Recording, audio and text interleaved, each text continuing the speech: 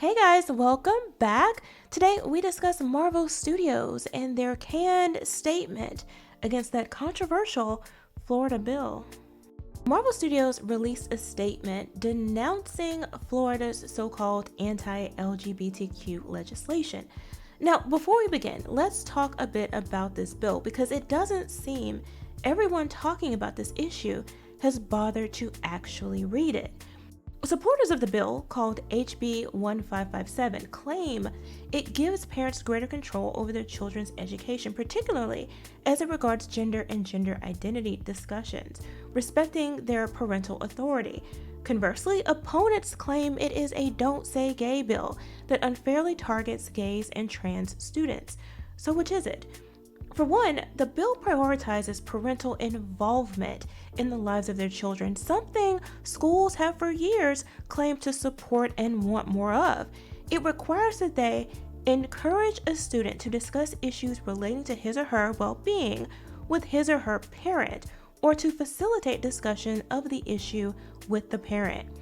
This is important because LGBTQ activists seem to believe this mandate could put students at risk of harm by parents who may freak out over their child telling them that they're gay or trans. However, schools are mandatory reporters of abuse and neglect, so it's possible to both facilitate a safe and healthy discussion with a parent about any issue concerning their child, including gender or gender identity, and remain aware and conscious of any threat to the health and welfare of the student by the parent that may result, and report any potential abuse as one would in any other situation.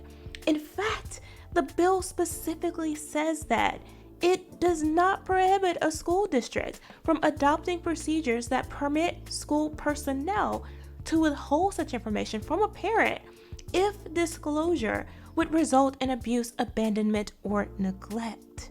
The bill goes on to state that classroom instruction on sexual orientation or gender identity may not occur in kindergarten through third grade or in a manner that's not age appropriate or developmentally appropriate for students. And this is where the quote-unquote "don't say gay" argument comes from. They're interpreting this as meaning that you can't say the word gay. However, there's no prohibition against saying gay. It's clearly not about acknowledging that gay people exist or censoring discussions about gay people as might arise in ordinary conversation. It's simply saying that for the youngest children who ordinarily are not at all concerned with sexual orientation or gender identity, that they should be introduced to it or indoctrinated regarding these concepts at such a young age. Surely they can be taught the fundamentals of education without any reference to gender identity or sexual orientation. You literally don't have to bring it up. So what's the problem?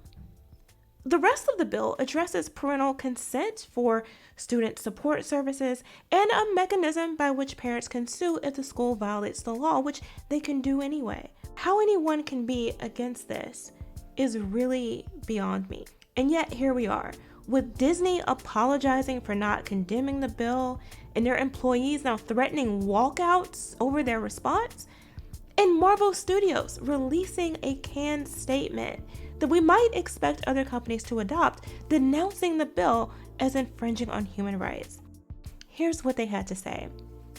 "We strongly denounce any and all legislation that infringes on the basic human rights of the LGBTQIA+ community. Marvel Studios stands for hope, inclusivity, and strength, and we proudly stand with the community. Today, we pledge to continue our strong commitment as allies to promote the values of equality, acceptance, and respect." To be clear, human rights are not being violated here. Parental rights, however, are being affirmed.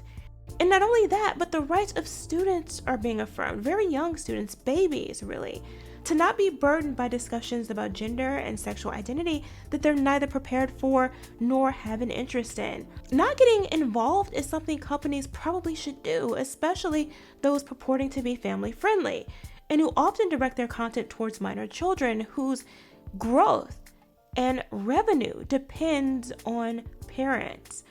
It certainly doesn't help when they take a position and align with those misrepresenting the situation. It only furthers division where there needn't be any. And unless they haven't figured it out yet, a more divisive fan base is also a less profitable one. But hey, those are my thoughts. Let me know what you guys think in the comments below. Thanks for watching. Remember to like, comment, share, and subscribe, and I'll see you next time.